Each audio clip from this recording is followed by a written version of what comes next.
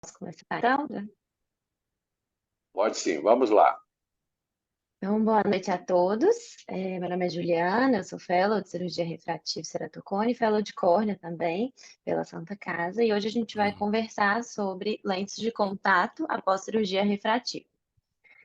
Primeiro a gente vai falar um pouco em geral sobre adaptação de lentes, que acaba sendo, né, os princípios acabam sendo os mesmos para qualquer caso, independente de ter sido pós-refrativa ou não, e depois a gente fala especificamente sobre os casos após refrativo. Então, primeiro, falando sobre as indicações gerais para uso de lente de contato, a gente pode dividir essas indicações em ópticas, que seriam aquelas causas que a gente pretende melhorar realmente a visão. Então, uma anisometropia, afasia monocular, no caso de astigmatismos irregulares, ceratocone, nistagmo, aniridia ou pós-cirurgia refrativa e pós um transplante. Em relação às indicações terapêuticas, quando a gente tem, no caso de erosões epiteliais recorrentes, úlceras neurotróficas, queimaduras químicas ou até pequenas lacerações e abrasões, e a própria desepitelização pós-cirúrgica. Como a gente conhece bem, que a gente usa depois de um PRK, por exemplo, a gente usa lente de contato terapêutica com essa finalidade. E além disso, as indicações estéticas, seja para correção de ametropia dos pacientes que não desejam o uso dos óculos, como também finalidade cosmética e até protética. É, a gente falou das indicações e agora a gente tem sempre que lembrar quando não adaptar uma lente de contato também.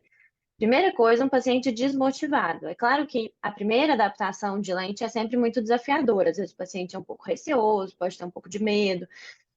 A gente deve no começo insistir. Mas existem aqueles pacientes que claramente não estão interessados e que não vão colaborar. E aí, nesse caso, é melhor não insistir além do necessário. Então, isso já vai atrapalhar muito o sucesso, né, da adaptação. Então, a gente já descarta. Além disso, higiene pessoal precária também, por causa da questão de todos os riscos envolvidos. No caso de infecções ou inflamações oculares que estejam em atividade, lagoftalmo, blefaroespasmo ou defeitos epiteliais, defeitos palpebrais graves que não foram corrigidos também contraindicam. Além disso, olho seco, severo, hipoestesia corneana e um glaucoma descontrolado. Tudo isso porque se a gente colocar na balança, o risco vai ser muito maior do que o benefício do uso da lente. Agora, falando especificamente sobre a adaptação das lentes de contato após RK. Eu vou acabar falando mais sobre esses quadros pós-RK, da ceratotomia radial, do que sobre as cirurgias a laser, porque acaba que são a grande maioria dos pacientes que a gente precisa adaptar a lente pós-refrativa são esses pacientes pós-RK. Nesses casos, quais seriam as indicações? Uma hipo ou hipercorreção. Os estudos mostram que de 10 a 15% dos pacientes podem ter aí mais de uma dioptria de hipo ou hipercorreção. Além disso, astigmatismos regulares ou irregulares, anisometropias pós-cirúrgicas, aquela hipermetropia progressiva e flutuações visuais. Em todos esses casos, a gente pode pensar em adaptar uma lente. O pré-requisito para a gente poder começar a falar de lente pós-RK é que as incisões estejam completamente e regularmente epitelizadas, porque senão o risco de abrir alguma dessas incisões pode ser muito alto. E aí a gente tem que lembrar que a gente deseja que a topografia e a refração estejam assim, parcialmente estáveis, porque é claro que pode ocorrer uma ou outra variação, mas o máximo que a gente puder já ter de estabilidade nesses exames, melhor para a gente ter um melhor resultado. Essa adaptação pós-RK ela é bem desafiadora. Primeiro, porque após a cirurgia, a gente tem várias alterações topográficas que dificultam a adaptação da lente. A primeira delas é o aplanamento central, que é, de certa forma, imprevisível e assimétrico, e que acaba levando também a uma elevação da média periferia, criando aquele cotovelo, que acaba dificultando a estabilidade da lente sobre a córnea. E aí, dessa forma, a lente acaba ficando mais apertada na média periferia do que na região central, o que dificulta muito a centralização da lente. Além disso, uma córnea que era prolada acaba adquirindo um desenho oblado. Então, isso também dificulta, porque a gente tem uma limitação de desenho de lente para essas córneas mais obladas pós-RK. E, além disso, ainda tem a insatisfação do paciente, que já passou por uma cirurgia refrativa, desejando a independência do óculos e das lentes, e agora ele tem que se submeter a uma nova adaptação de lente. Então, isso tudo torna aí esse processo bem desafiador. E a gente tem que lembrar que o objetivo aqui não é ter uma adaptação perfeita. Às vezes a gente não vai conseguir chegar numa lente perfeita, mas a gente precisa de um ajuste que seja satisfatório, tolerável pelo paciente e que forneça uma visão boa e aceitável para cada paciente, para cada realidade. E aí, quais são as opções? Então, são as lentes que a gente conhece, as lentes que a gente usa para casos em geral, que são as lentes rígidas, gás permeáveis, as lentes de contato gelatinosa. A gente pode também optar pelo sistema piggyback ou a cavaleiro, que eu vou abordar mais no final da aula. As lentes esclerais e mini-esclerais também são uma opção. Existem as lentes híbridas também, que a gente vai conversar mais para frente, e as lentes de desenho especiais. Primeiro, falando sobre as lentes de contato rígidas, gás permeável, que são de flúor, silicone e acrilato, em sua maioria, que são a primeira opção pós-RK, para a gente tentar a adaptação. Primeiro, porque elas fornecem uma boa qualidade visual, possibilita uma boa transmissão de oxigênio e também uma boa troca de filme lacrimal. Em relação a essas lentes rígidas gás permeáveis, a gente tem 3 desenhos principais. A gente geralmente começa com esses desenhos regulares, esféricos ou asféricos, mas eles são usados quando a gente tem um aplanamento central que não seja tão importante, tão grande. Então, a gente precisa que tenha uma ceratometria, pelo menos aí acima de 38 dioptrias, para a gente poder adaptar uma lente esférica ou asférica. Agora, em córneas em que a gente já tem um aplanamento central maior, com uma curvatura abaixo de 38 dioptrias, a gente acaba tendo que escolher lentes rígidas de maior diâmetro.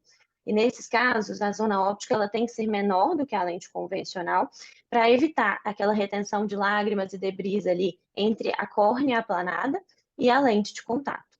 Exatamente porque a superfície da córnea já está muito plana.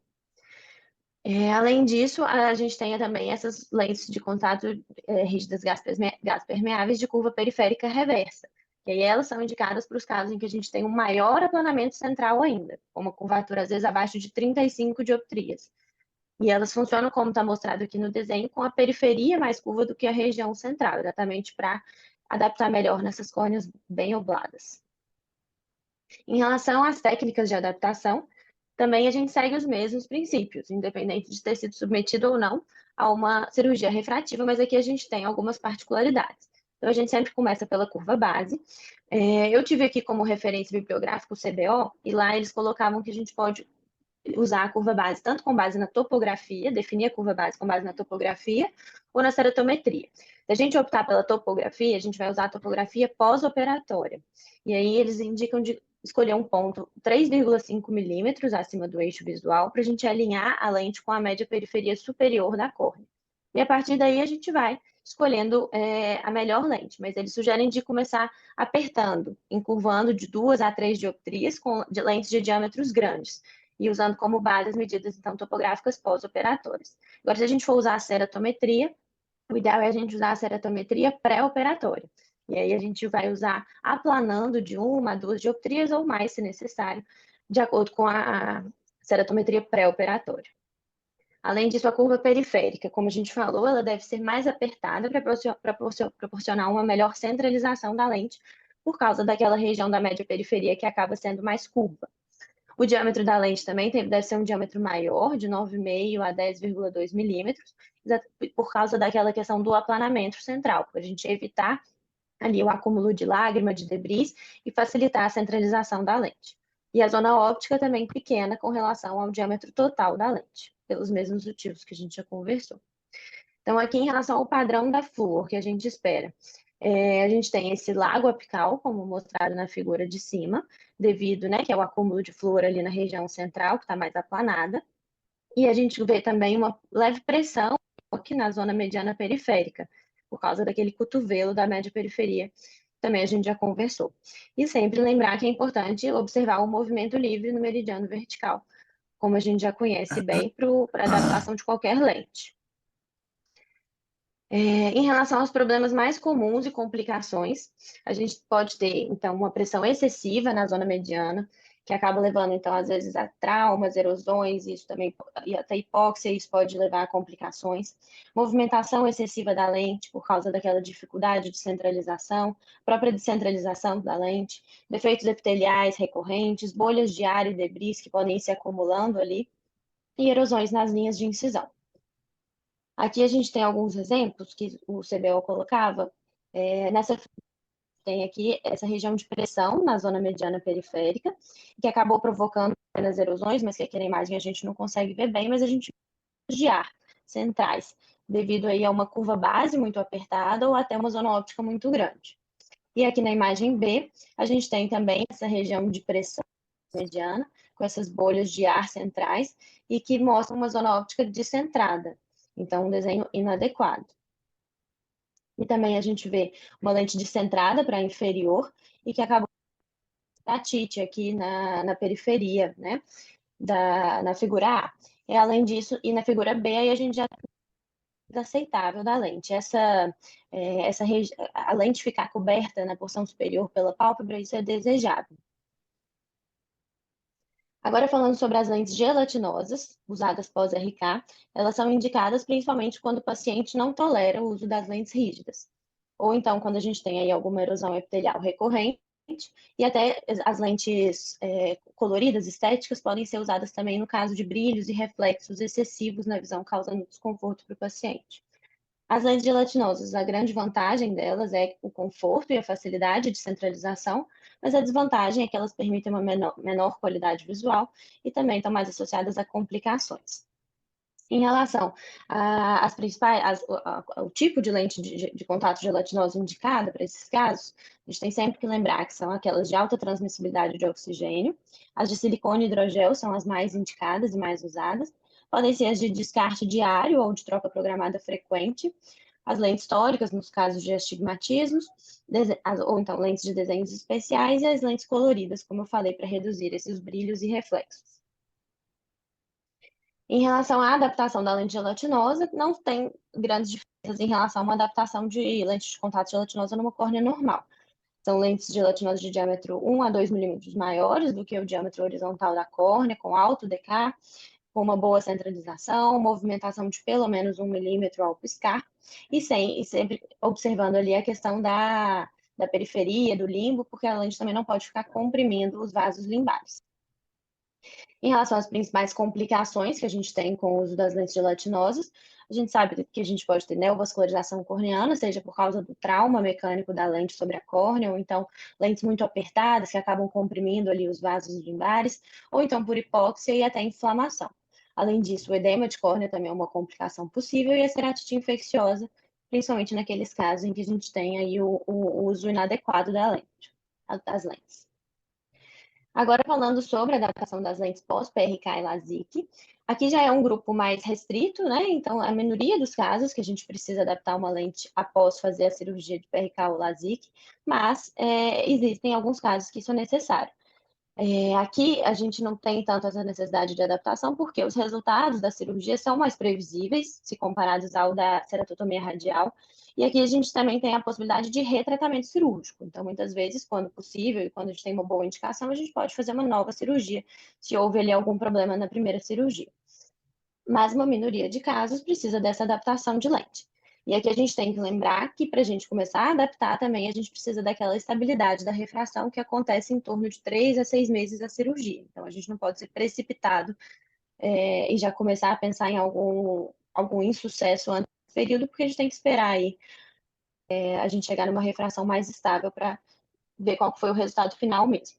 Então, as indicações de lente de contato pós-RK pode ser por uma hipocorreção ou até uma regressão, hipercorreção, astigmatismo residual ou induzido, ectasia corneana pós-operatória, zona óptica de tratamento descentrada, ilha central de ablação, raise estromal central também pode ser uma indicação, na presbiopia e nos astigmatismos irregulares pós-operatórios. Agora, pós-LASIK, acabam que são muito parecidas, hipocorreção, hipercorreção, astigmatismo irregular, mas o destaque aqui seria para as ectasias pós-LASIK. E, no caso, também zona óptica de tratamento descentrada, mais uma indicação.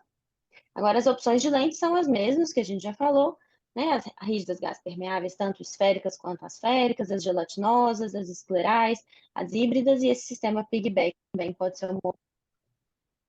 Em relação às técnicas de adaptação, falando primeiro sobre a curva base, também a gente pode tomar como parâmetro a ceratometria ou a topografia. A ceratometria é usada à medida pré-operatória e a gente começa aplanando de meia a 2 dioptrias para escolher a lente de teste inicial e aí a gente vai avaliando o padrão e escolhendo a melhor lente. E já, se a gente for usar a topografia, o ideal é apertar de 1 a 2 dioptrias da medida pós-operatória. Em relação ao diâmetro, também são lentes de maior diâmetro, de 9,5 a 10,2 milímetros, e a zona óptica em torno de 2,5 milímetros menor do que o diâmetro total da lente. para evitar aquelas bolhas centrais, retenção de lágrima e de resíduos ou adesão da lente. Então, em relação às técnicas de adaptação, o padrão que a gente deseja, a gente precisa buscar sempre a centralização aceitável da zona óptica sobre a pupila, uma movimentação adequada da lente ao piscar, boa troca de filme lacrimal, com remoção de resíduos que ficam no centro da córnea aplanada, padrão fluorescênico com lago apical e alinhamento da média periferia, elevação adequada da borda da lente, que é a periférica 360 graus, e ausência de coloração da córnea induzida pela lente, porque isso é um sinal de que a lente pode estar muito apertada. Então, aqui nas imagens, a gente vê um bom padrão seguindo todos esses princípios. Agora, para a gente finalizar, eu vou falar um pouco sobre essas duas outras opções, que seriam o sistema piggyback e as lentes híbridas. Então, o sistema piggyback, ele é indicado quando a gente tem aí uma intolerância ao uso das lentes rígidas, seja por desconforto excessivo do paciente ou por alguma ceratopatia superficial persistente causada pela lente rígida. E aí, nesses casos, a gente usa a lente de contato gelatinosa, pode ser tanto uma lente de alta hidratação e baixa espessura, ou uma lente de contato silicone hidrogel, que é a mais usada, e ela fica entre a córnea e a lente rígida. Sempre escolher também uma lente rígida com alto DK. Exatamente porque a gente tem ali dois materiais dificultando ainda mais a oxigenação daquela córnea. Então, a gente precisa ter uma boa passagem de oxigênio. A gente prefere adaptar lentes de contato gelatinosas com graus positivos nesses casos, porque isso melhora a centralização da lente rígida por cima dela. E a gente faz a medida da curvatura, do raio de curvatura da lente gelatinosa e inicia com uma rígida gás permeável com curva base de 1 dioptria mais apertada do que K. Em relação agora às lentes híbridas, para finalizar, seria uma outra opção, tanto para pós-RK quanto pós-cirurgias a laser, são aquelas lentes que têm uma borda gelatinosa e um centro rígido gás permeável. Em geral, essas lentes elas são de grande diâmetro, mas elas têm um baixo DK, por isso que elas acabam sendo deixadas, acabam caindo em desuso atualmente. O ideal é que elas tenham um tempo de uso diário limitado, por causa desse risco de hipóxia e do risco de neovascularização corneana também. Então, aqui a indicação é para, nos casos de intolerância, as lentes rígidas gás permeáveis, seja por desconforto, descentração ou córneas muito irregulares. Mas elas ainda, atualmente, elas não estão sendo mais tão usadas por causa dessas complicações. Eu acho que era isso. Acho que vocês têm muito a acrescentar, mas pelo que eu consegui pegar aí, foi o que eu achei mais importante para trazer. Perfeito, Juliana, bastante completa a sua apresentação.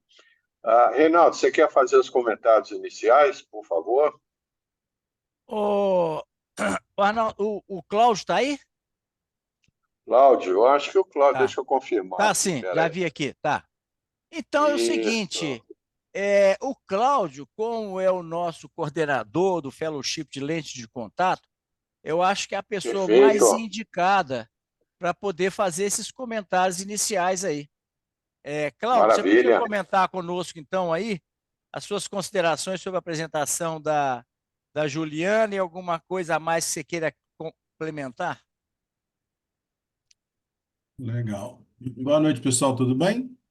Boa noite, Boa Cláudio. noite. Não estou Hoje, conseguindo mudar minha visualização aqui para ver o grupo todo, mas tudo bem. É. Ô, Juliana, parabéns, viu? Muito boa apresentação. Apesar do curto espaço de tempo, isso é um assunto que demanda, porque cada tipo de lente pode ter uma aula específica e cada complicação pode ter uma aula específica, ou cada necessidade, melhor dizendo, pode ter uma aula específica, né? Muitas dessas coisas, desses problemas, foram resolvidos depois da lente escleral. Era muito mais difícil você adaptar as lentes corneanas quando você não tinha as lentes esclerais, né? E eu praticamente eu só peguei a parte que já tinha as lentes esclerais, então fica mais fácil.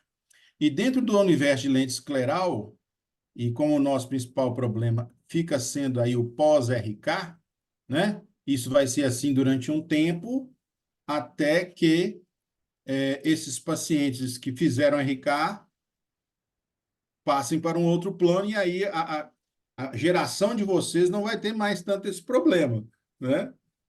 Mas as lentes esclerais vieram para ajudar muito nesse quesito. E dentro desse universo, como eu estava falando, atualmente nós já temos as lentes esclerais com curva reversa. Então, o que ajuda ainda mais. A Medifacus está para lançar, se já não lançou, e a Solótica diz que tem também. E temos a outra da Optolentes, me fugiu o nome aqui, a Century. Mas a Century é corniana, não é isso? Então, essas lentes de curva reversa são muito interessantes para esses casos de RK. Tanto que, por exemplo, uma das coisas que você mencionou nas contraindicações seriam pacientes com lago oftalmo, com olho seco. Isso já não é mais uma contraindicação desde que nós temos as lentes esclerais. Para outros tipos de lente que demandam umidade ou que competem com o olho pela umidade, isso sim valia. Agora a gente tem mais recurso, né? Tem uma coisa que você mencionou também, que eu queria, algumas coisas que eu fui anotando, tá? Que a topo tem que estar estável pós-ORK para a gente poder pensar em adaptação de lente de contato. Ok. Agora, imagina que o fator econômico não é um problema. Se isso não for um problema, se a topo não estiver estável, mas enquanto ela não mudar muito, eu posso usar as lentes, eu posso adaptar. Mudou a topo, mudou o perfil da córnea, aí eu vou ter que trocar a lente, vou ter que refazer o teste, né? E é tudo muito na questão do empirismo. Então, a gente fica aí, às vezes, muito preocupado, e a gente lá no setor de lente, o pessoal fica querendo decorar as regrinhas que tem lá, que a gente tem tudo afixado, né? Tudo em papel. Mas o padrão que você vai enxergar é que vai determinar o que você vai fazer. Eu vou usar a topo, a ceratometria da topo do pós-operatório, a ceratometria do autorrefrator, do pré-operatório, dependendo do caso. Tanto faz, na minha opinião. Você tem que partir de um determinado ponto. Escolhe um, adapta a primeira lente. Se você tem a noção tridimensional de lente e do padrão de fluoresceína, você vai saber o que vai acontecer e o que você tem que fazer. Eu tenho que apertar, eu tenho que aplanar. É óbvio que algumas adaptações são mais difíceis do que outras. Se o componente econômico é um fator preponderante, você começa a ter que lançar mão de recursos. E aí alguns dos recursos que eram utilizados antigamente passam a valer. E eu tenho no meu arsenal que um piggyback é o último recurso hoje em dia. Não é que a gente deva esquecer dele, mas é o último recurso, porque nós temos recursos melhores, né, para fazer essas adaptações. E eu acho realmente que um pós-RK com incisões abertas, e que aí você, por exemplo, você coloca uma lente escleral úmida e aquilo penetra na córnea e edemacia a córnea, realmente você passou do ponto de poder usar uma escleral, então você tem que lembrar do piggyback como opção. Lentes híbridas. Eu vi uma vez, quase que em condição histórica, né? Não, os fabricantes não estão levando isso a sério, não conseguiram ainda um modelo que desse uma boa saúde, uma boa oxigenação na córnea e que adaptasse bem essa junção do gelatinoso com o fluorosilicone, né, o carbono lá siliconado, não funciona, não agrega bem e às vezes rompe, às vezes solta. Então, não avança e até que mudem a tecnologia, eu também acho que não vai avançar. O que eu anotei aqui foi isso, basicamente, né? São casos desafiadores, vários deles. Os pós-RK e pós-LASIK estão dentro daquela faixa que a gente atua com mais facilidade, a gente muda o perfil corneano, mas a gente não muda muito esse perfil. Então, ainda é um perfil normal. A gente pode lançar mão das lentes gelatinosas. Mas se a gente tem que lançar mão delas por correção de ametropia, quer dizer que nós falhamos em algum ponto. E aí, então, é importante a gente estar sempre retomando aonde foi que a gente errou para não cometer esse erro, né? Evoluções de presbiopia. Por exemplo, eu operei um paciente presbita e ele evoluiu na presbiopia e não quer refazer o tratamento ou não tem como refazer, é diferente, né? É um recurso que a gente tem que lançar a mão. E que eu estou me lembrando é mais ou menos por aí. Muito bom, Passar a Cláudio. palavra aos meus. Perfeito. Boas observações. Eu queria fazer algumas considerações também. É, lembrar o seguinte: quando um paciente já fez cirurgia refrativa, a gente tem que perguntar para ele qual que é o objetivo dele usar lente de contato. É porque ele não gosta de óculos?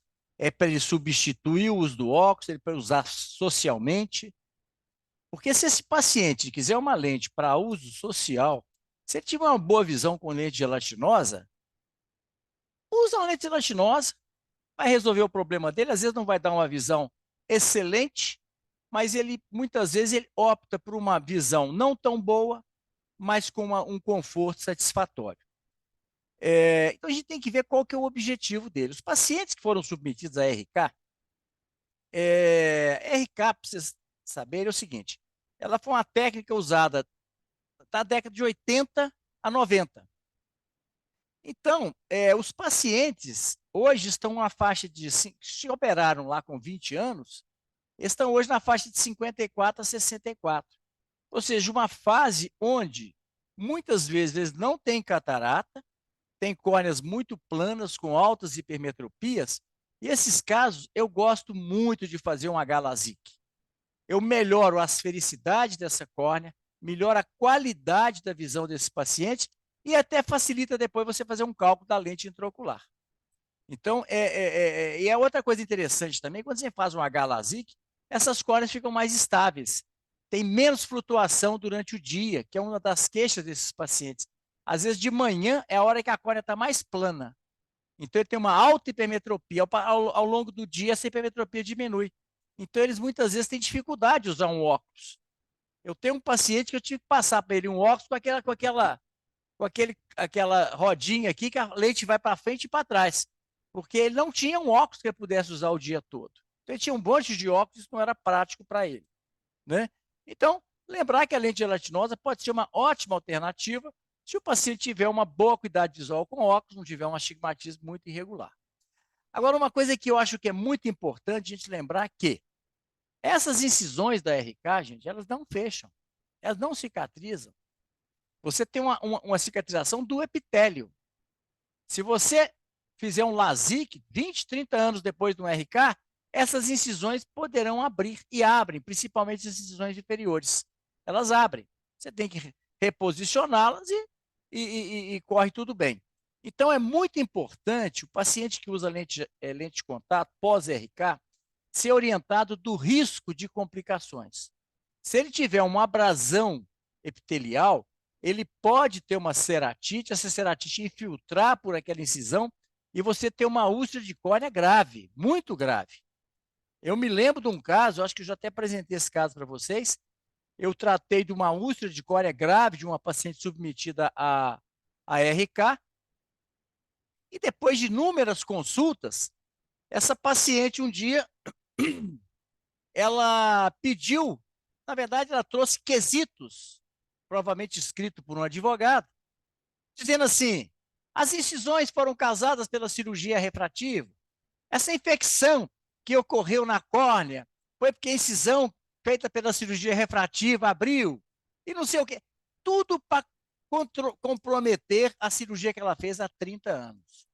Quando eu vi que ela estava, na verdade, querendo processar o médico que tinha feito RK, eu disse para ela que eu poderia até ser testemunha dela, mas eu ia ser testemunha para acusá-la de negligente. Era uma pessoa que comprava lente em ótica, não tinha controle oftalmológico, e quando tem uma complicação, quer culpar o médico que fez a cirurgia. Então, a gente tem que tomar muito cuidado e lembrar esses pacientes que, independente da lente, qualquer alteração da superfície ocular pode ser grave pelo risco de comprometer essas incisões, porque elas vão abrir e abrem com muita facilidade, né? O modo de adaptação dessas lentes depende muito da topografia. E, às vezes, você tem que testar vários tipos de lente. E, na verdade, é muito difícil você ter aquele padrão que a gente ideal de uma rarefação central com um apoio na meia periferia, com uma curva periférica. Isso é raro de acontecer. Essas córneas, frequentemente, principalmente pós-RK, são muito irregulares. Então, se você conseguir uma lente que tenha estabilidade, ou seja, não sai do olho, que essa lente tenha uma boa mobilidade, não pode prender nem fazer impressão epitelial, que essa lente dê uma boa visão, né? E não altere a superfície ocular, independente do padrão que ela tiver, essa lente vai atender a necessidade e o objetivo nosso. O padrão aí é secundário. O mais importante é a gente conseguir essas características. Uma lente centralizada, uma boa acuidade visual, uma lente que não sai do olho, não desloca e não altera a superfície ocular. Certo? Bom, eu não gosto de lente cosmética, porque a lente cosmética, gente, é uma lente que ela é pintada. Então, ela é uma lente espessa. Consequentemente, é uma lente que tem um DK muito baixo. Se nós estamos falando em hipóxia, essas lentes são as que mais dão hipóxias. É muito comum, paciente que usa lente de contato cosmética regularmente, esse paciente acaba tendo problema. Então, eu não gosto de lente para reduzir reflexo, por causa que eu acho que uma boa oxigenação da córnea, uma córnea já operada, com incisões que podem abrir, eu acho que a gente deve evitar essas lentes, tá? Então, eu acho que a melhor ferramenta que nós temos para reabilitação visual pós-refrativa é a lente de contato. Nenhuma outra abordagem você vai ter uma qualidade de visão tão boa quanto a lente de contato. Então, é importante a gente sempre orientar o paciente dessa possibilidade. Lembrando que ele operou para não usar lente. Mas a gente deve lembrá-lo que é a melhor alternativa se ele quer melhorar a sua visão. E eu uso muita lente de contato em paciente pós-ectasia. É um caso, assim, é uma indicação excelente. Nunca podemos esquecer também das lentes esclerais. Embora a lente escleral não é uma lente para o paciente usar o dia todo. Ela tem uma limitação de oxigenação. A Juliana falou do piggyback. O piggyback, gente, às vezes é uma boa solução. Eu uso muito pouco, porque é uma solução de exceção. A gente deve tentar alguma outra alternativa, porque é realmente trabalhoso para o paciente, é muito custoso para o paciente. Então, se a gente tiver alguma outra alternativa, é mais interessante. Então, gente, vamos aprender a colocar lente de contato, porque quem quer fazer cirurgia refrativa, muitas vezes é a lente de contato que é a melhor alternativa, e é o que nós vamos ver amanhã nos casos desafiadores. Então, agora fica aberto aí, o Arnaldo vai fazer as suas considerações, e depois vocês fiquem à vontade de fazer as perguntas para a Juliana aí. Perfeito. Parabéns, Juliana, excelente a sua apresentação, foi bastante completa, e resta pouco a ser falado.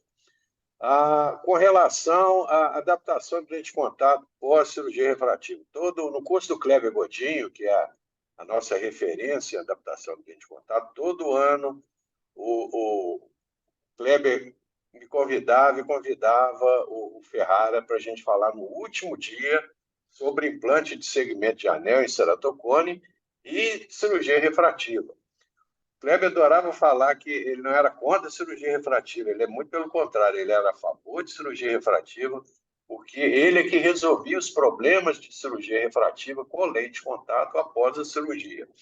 Então, se a gente for olhar estatisticamente falando, a chance de um paciente precisar de uma lente de contato pós-cirurgia refrativa Eu diria que é menos de 5%.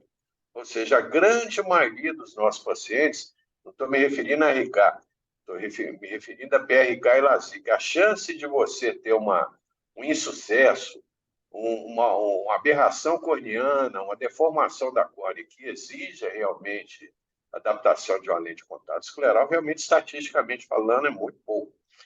E o Kleber gostava o tema da minha aula era sempre cirurgia refrativa versus lente de contato. E todo ano eu comentava que, na realidade, não existe cirurgia refrativa versus lente de contato. Na realidade, como o Reinaldo já comentou aí anteriormente, quem é cirurgião refrativo, a gente tem a obrigação também de saber adaptar a lente de contato. E muitas vezes aquele paciente que nos procura com a intenção de ser submetido a uma refrativa, a melhor opção para ele é uma lente de contato, seja uma lente gelatinosa, uma lente escleral. Então, realmente, não faz sentido em um fellowship de cirurgia refrativa e ceratocone igual o nosso, vocês não aprenderem a adaptar a lente de contato. Aqueles que têm me acompanhado lá na clínica, frequentemente a gente faz teste de lente escleral, de lente de apoio corneano, porque realmente é imprescindível, em alguns casos, para reabilitar a visão dos nossos pacientes. Uma das coisas que a Juliana citou, que eu acho muito importante, eu vou enfatizar, é a gente lembrar o seguinte: aquele paciente que já foi submetido seja um RK ou um PRK, ele tem a sua parte central da córnea aplanada e a média periferia da córnea, ela permanece muitas vezes com a ceratometria primária. Então, quando a gente vai adaptar a lente de contato pós-PRK, aquele parâmetro da ceratometria fornecida lá pelo autorrefrator, ele não nos ajuda muito, porque o apoio da lente corneana ou escleral não será na parte central da córnea, sim na periferia. Então, não faz sentido a gente ter lá um paciente que tem um K médio de 41 e a gente escolher na caixa de prova uma lente 41. Nós temos que começar 2 ou 3 dioptrias acima da ceratometria central para que você possa ter uma lente centrada, com boa mobilidade, e uma lente que respeita a fisiologia da córnea. Então, realmente, ceratometria pós-PRK e pós-RK não é um parâmetro bom para a gente selecionar a lente. A gente tem que ir por tentativa e erro mesmo. Como o Claudio Cury já comentou, ele pegou uma época boa da adaptação de lente de contato, porque na época que não existiam as lentes esclerais, a opção que a gente tinha para adaptar a lente de contato em paciente pós-RK eram as lentes de curvatura reversa, as lentes Planex. E realmente não era fácil adaptar a lente de curvatura reversa, porque a córnea do paciente era uma mesa, a parte central toda plana e a média periferia bastante curva. As lentes esclerais, elas vieram solucionar isso. Como são lentes de apoio corneano, independentemente da curvatura e da aberração da córnea, a gente frequentemente consegue uma qualidade de visão muito boa com lente escleral. Como o Reinaldo já comentou, lentes esclerais são lentes que não têm mobilidade e são lentes que têm baixa permeabilidade ao oxigênio. Então, não são lentes que se prestam para uso 12, 14, 16 horas por dia. Aquele paciente que, por algum motivo, precisa usar uma lente escleral, ele tem que ser orientado que, se for possível, no meio do dia, ele tira a lente, fique lá 1 ou 2 horas sem a lente, troque o soro fisiológico e, se for necessário, fique mais um período com as lentes. Ou seja, não são lentes que o paciente consegue usar por 14, 16, 18 horas por dia com conforto.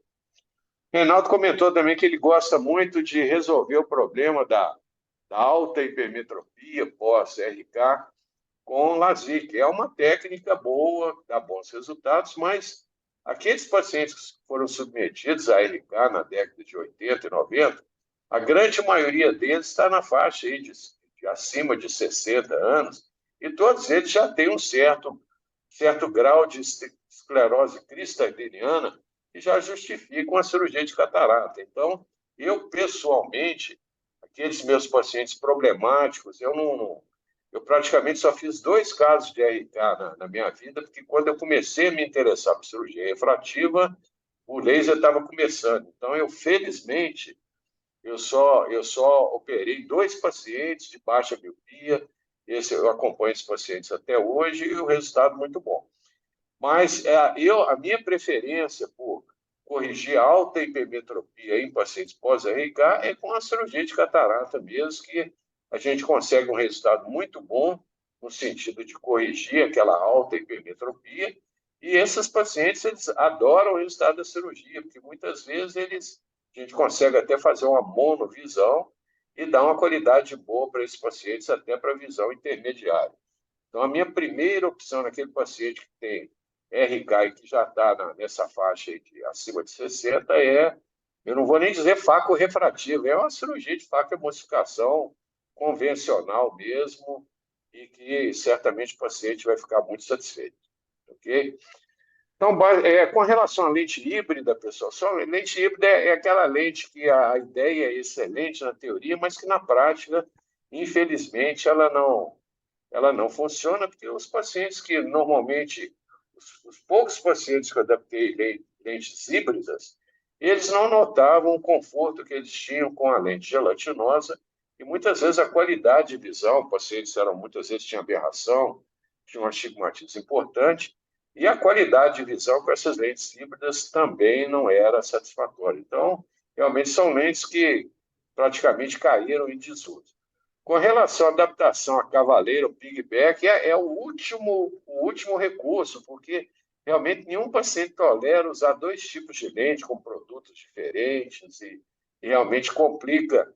A adaptação em piggyback é uma adaptação heróica e desesperadora daquele paciente que precisa fazer um transplante penetrante e por algum motivo não quer ou não pode fazer. Então, realmente é uma solução para o último caso. Basicamente é isso. Vamos abrir para as perguntas agora. A doutora Juliana está aí ansiosa para responder as perguntas de vocês. Então, vamos lá. As férias todas Gostaria que preparando essa aula.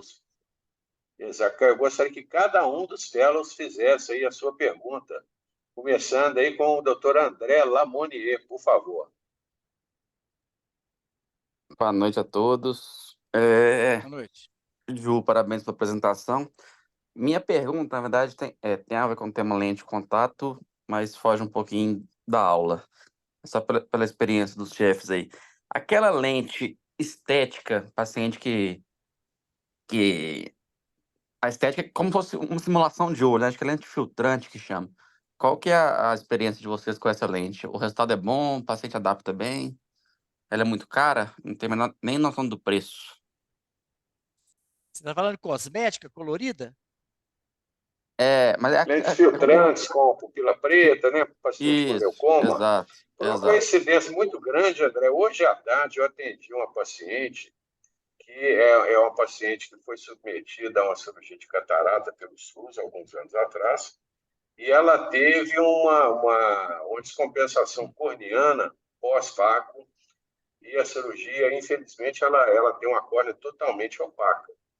Esse olho é um olho atrófico, e essa paciente veio nos procurou hoje porque ela já está com a catarata avançada também no olho esquerdo, e ela quer não só, interessante é o seguinte, ela quer não só operar a catarata no olho esquerdo, como adaptar uma lente filtrante no olho direito, porque esteticamente falando isso incomoda ela muito.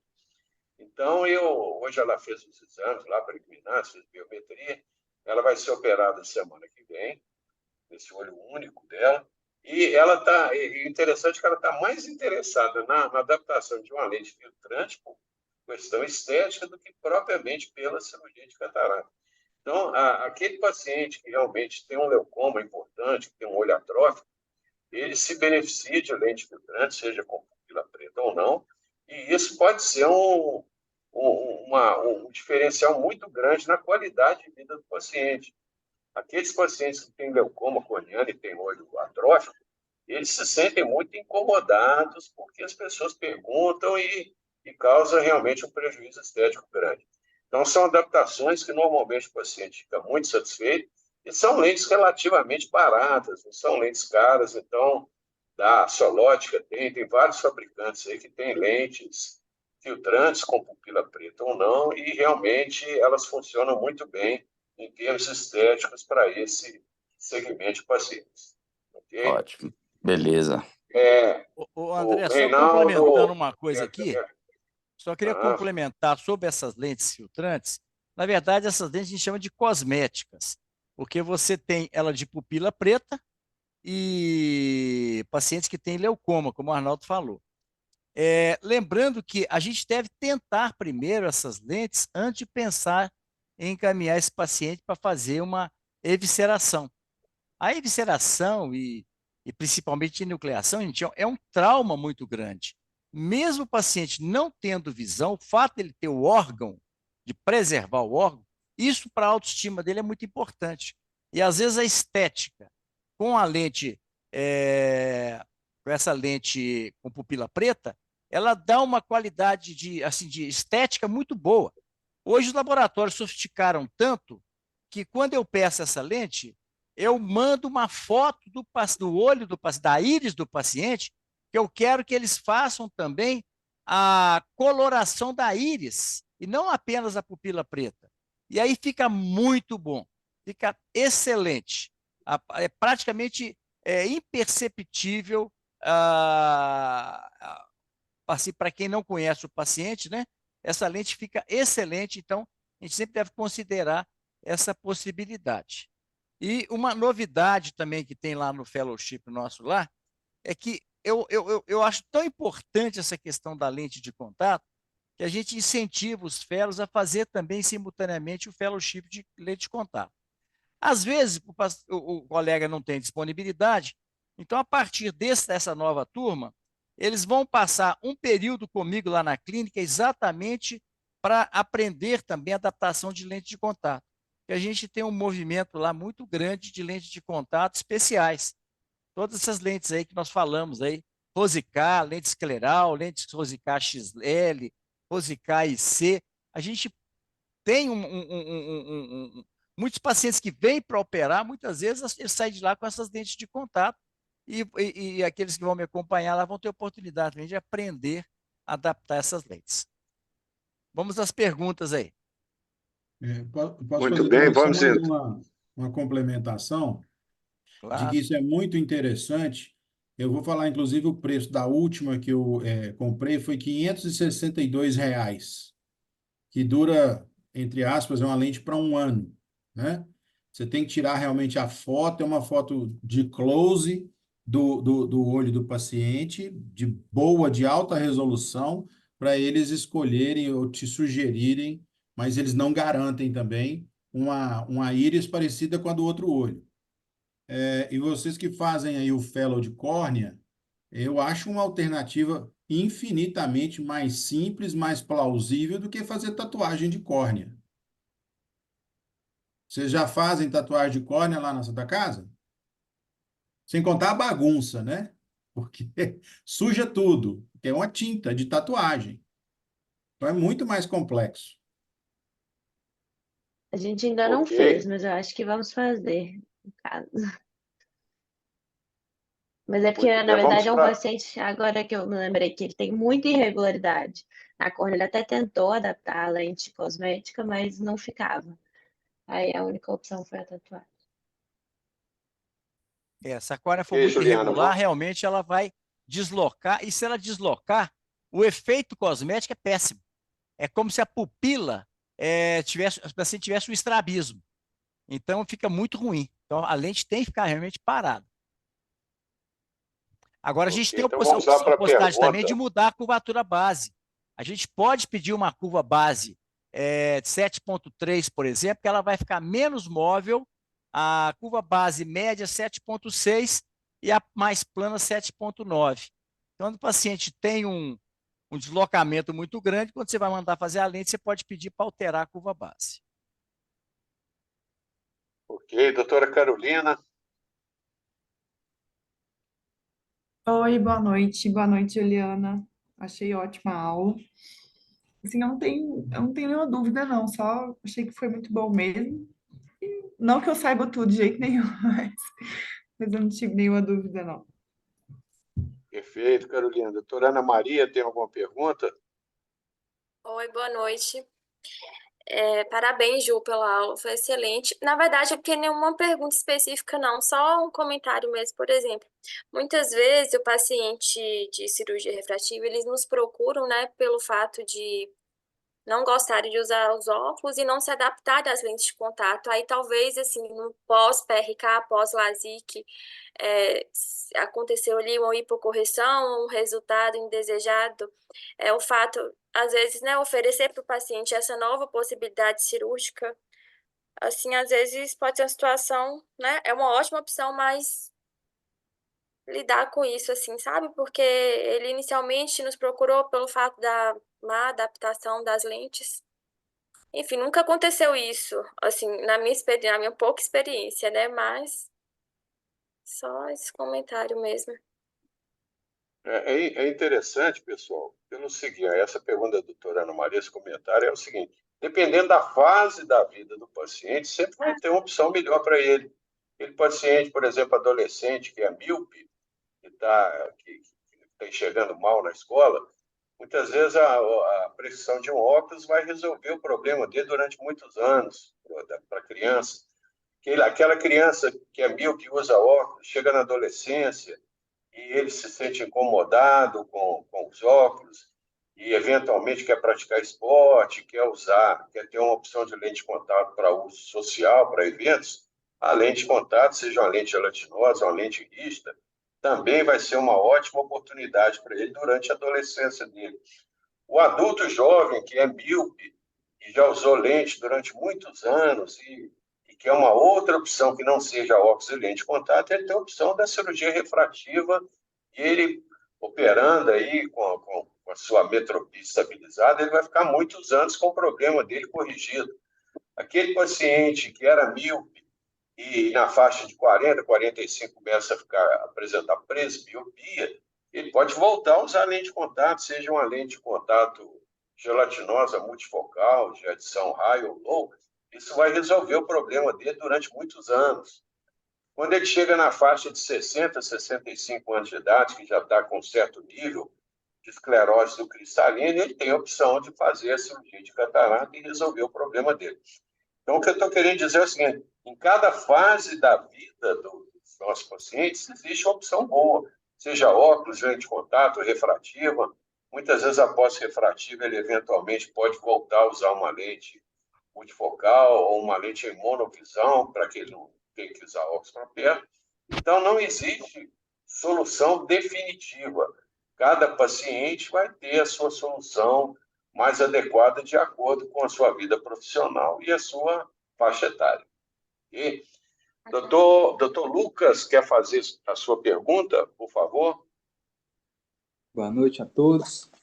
Primeiro, parabenizar a doutora Juliana pela aula.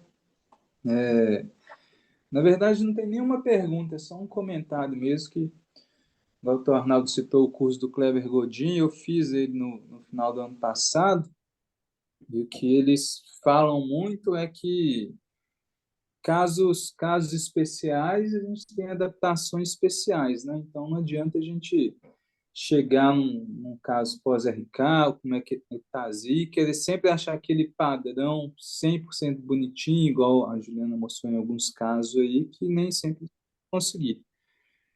Então, a gente tem que ser permissivo, ver se não está tendo nenhuma alteração, alguma ceratite, alguma coisa que o paciente não está tolerando, e se der boa visão, a gente ir acompanhando de perto, que talvez seja a única solução para ele, né? Perfeito, Lucas. Lembrar o seguinte: lente escleral, vocês estão pegando uma fase da contatologia, que é uma fase muito boa, e com todas essas opções aí de lentes esclerais e lentes da família Rosicar, a gente consegue, na grande maioria das vezes, em córneas aberradas, córneas irregulares, ectásicas, a gente consegue uma boa adaptação. Então, realmente, essa fase é uma fase ótima para adaptar a lente de contato. A lente escleral bem adaptada naquele paciente que tem uma córnea totalmente irregular ou aberrada, a gente muda a vida do paciente e ele muitas vezes quer ir embora para casa com a lente teste, tanto que a qualidade da visão dele melhora com as lentes, né? Então, realmente, a contatologia é uma especialidade dentro da oftalmologia que dá muito prazer para a gente, porque os pacientes ficam muito satisfeitos com lentes bem adaptadas. Ok? Pessoal, alguém gostaria de fazer mais alguma pergunta adicional? Eu queria só fazer um comentário sobre o que a Ana falou, é coisa rápida. Tudo depende da motivação. Eu nunca enxerguei mal. Eu não sei se algum de vocês já enxergou mal, mas a motivação de mesmo de alguém que já tenha feito uma cirurgia refrativa era ficar sem lente, mas deu errado. Por algum motivo deu errado e a pessoa está enxergando mal. Eu tenho certeza que nesse caso que eu estou mencionando, não é estou enxergando mais ou menos, tá bom, não é isso não, está enxergando mal. A lente de contato passa a ser altamente motivadora. Pode ter Perfeito. Com certeza, certeza. pode ter certeza. Agora eu queria Como eu fazer uma falei, pergunta. é que eu comentei, Cláudio, confirmando isso que você está falando. A lente de contato é a melhor abordagem para a melhor acuidade visual. Não tem anel, não tem tratamento personalizado, topoguiado, nada disso vai dar uma visão tão boa quanto uma lente de contato rígida, bem adaptada. Uhum. Agora, eu comento sempre com vocês qual o objetivo do cirurgião refrativo. Eu já falei com vocês inúmeras vezes, é atender a expectativa do paciente. Não interessa, você não tem que atender a sua expectativa, atender a expectativa do paciente. Hoje, por exemplo, eu reapliquei laser numa paciente que eu fiz um LASIK no ano passado. Ela ficou já no pós-operatório, ela tinha um grau alto de miopia alto não, moderado, mas também tinha um astigmatismo importante, e ela ficou com 0,75 de miopia, uma ablação totalmente centralizada, um LASIK onde você praticamente nem vê a borda, não tem nada na interface, um LASIK tranquilo. E essa paciente me procurou depois de alguns dias reclamando da visão. Eu falei com ela, ó, realmente ficou um pouquinho de grau. Se isso continuar te incomodando, nós deixamos passar o final de ano e no começo do ano a gente opera. Você volta aqui, quando eu voltar, no dia 10 de janeiro, ela voltou ontem, né? Eu pedi para ela voltar ontem. Ela continua a topografia, repetia a topografia, repetia a refração. Então, simplesmente, hoje eu levantei o flap e apliquei 0,75. Hoje de tarde a paciente estava muito feliz porque tinha ficado emetro. Então, mas 0,75, a paciente tinha 4 com 3 de astigmatismo, agora tem 0,75. Gente, a expectativa é do paciente. Lembre-se que pela aquela relação de Legrand, 0,75 você não consegue 0,5 de visão. Então não é uma visão boa. Pode ser um grau pequeno, mas a miopia é altamente incapacitante. Então é importante que a gente atenda a expectativa dos pacientes. Isso é muito importante. Perfeito, Reinaldo. Pessoal, então amanhã, 19h30, os casos cirúrgicos e adaptação de lente de contato pós-cirurgia refrativa. Okay? Doutor Arnaldo, Então, boa noite a todos. Né? Quer acrescentar alguma coisa, Só um Cláudio? minutinho. Vamos lá. eu queria fazer uma pergunta. Claro. A doutora Juliana falou uma coisa aí, eu não sei se ela por acaso viu nos estudos dela para preparar a aula. Por que que a gente usa a topografia do pós-operatório e a ceratometria do pré-operatório? Qual que é o sentido disso? É ignorância minha, eu não sei. Alguém sabe? Dos fellows, alguém tem alguma ideia do porquê?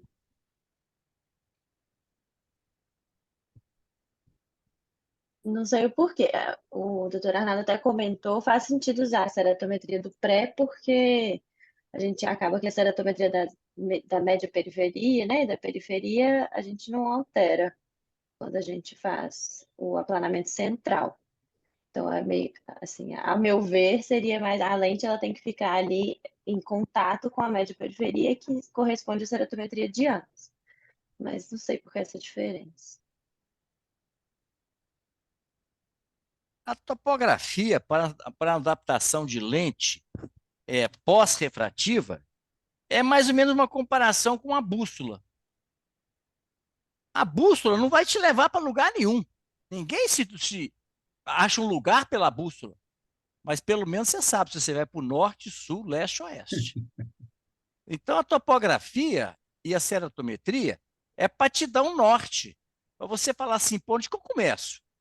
Porque não adianta, se esse paciente tem uma córnea muito plana, 32, mas esse paciente, se você tentar fazer uma lente muito plana, esse paciente essa lente provavelmente, ela vai ter um toque na meia periferia absurdo.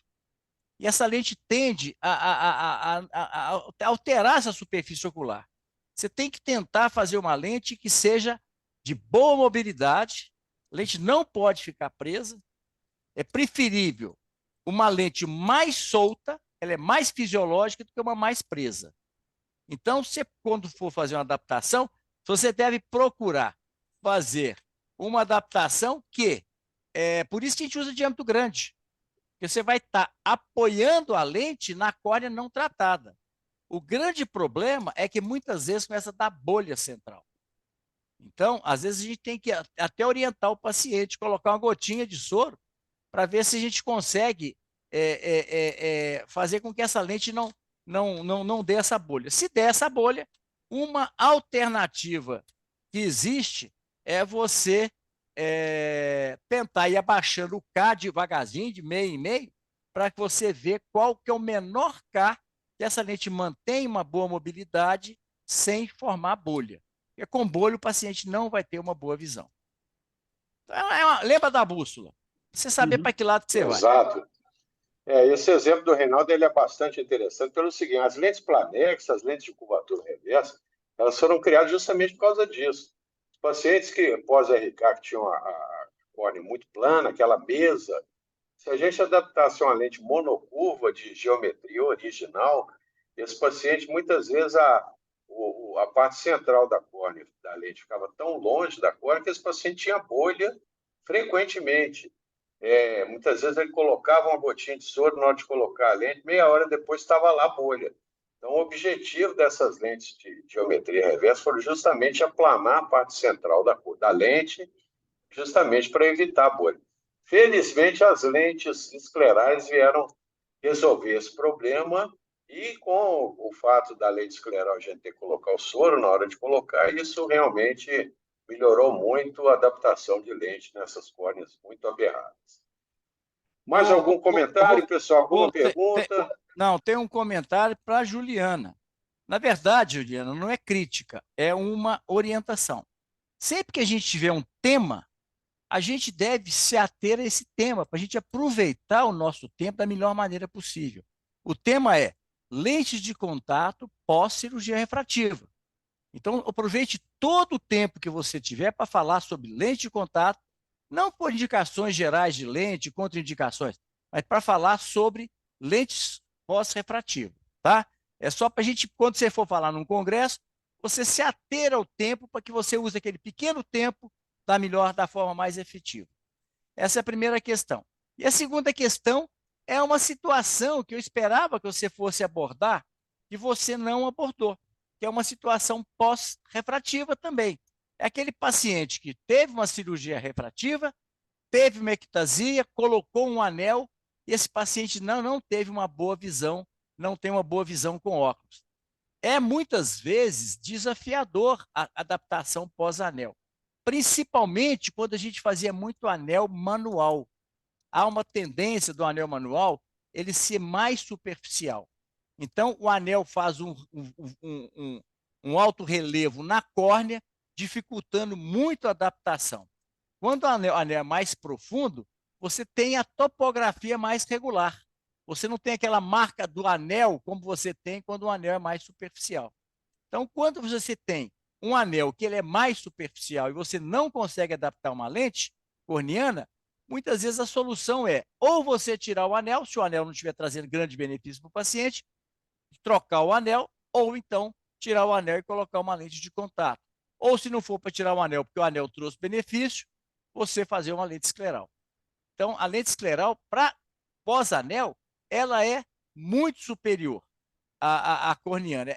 Agora, tem casos quando o anel é muito bem colocado, bem profundo, a gente consegue fazer uma boa adaptação com lente corniana. A gente sempre deve tentar primeiro a lente corniana. Hoje eu tive um paciente lá que foi lá no consultório, porque ele usa lente escleral. Olha isso. Ele usa lente escleral, já está no terceiro ou quarto par de lente escleral. Ele chegou e falou: minha visão, eu não sinto a lente está ótima e tudo, mas eu não estou enxergando direito. Quando eu olhei, eu quase não vi a pupila do paciente. De tanto debris que tinha e também de tanta alteração da superfície ocular. Esse paciente colocava a lente às 7 horas e tirava a lente às 11 horas, todos os dias. Aí, quando eu tirei a lente, que eu fui avaliar a superfície ocular, estava num estado lastimável.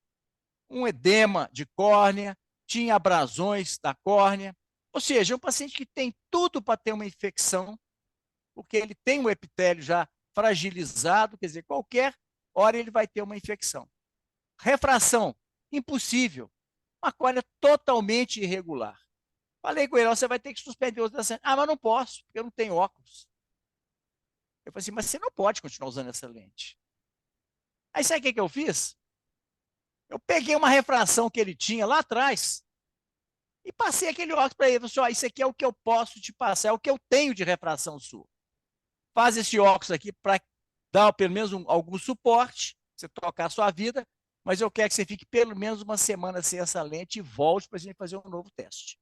Mas nós vamos ter que encontrar uma solução para você não usar a lente 17 horas por dia. Isso é impossível. Então, isso aí, o problema aí é questão de tempo. Já está tendo. Mas daqui a pouco ele começa a ter vascularização, daqui a pouco começa a ter opacidades, por causa desse edema crônico de córnea. Então, quer dizer, esse paciente, uma hora, ele vai ter que parar de usar lente se ele não tiver uma alternativa. A alternativa que ele tem é passar um óculos. Felizmente, eu já coloquei anel nele e ele tem uma visão, tinha pelo menos, uma boa visão com óculos. Mas a qualidade da visão com a lente escleral é muito superior.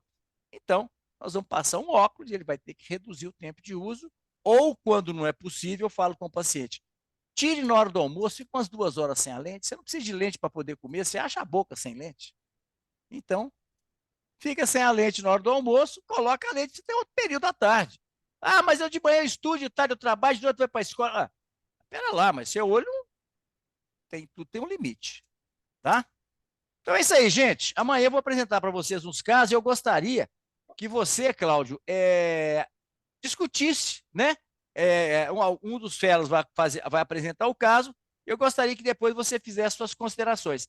E, de preferência, que você tenha outra abordagem diferente da minha, para que os nossos fellows possam ter mais de um caminho a seguir. E, às vezes, você vai enxergar aquele caso de uma forma diferente, como eu enxerguei, e vai poder contribuir para o nosso conhecimento. Tá bom?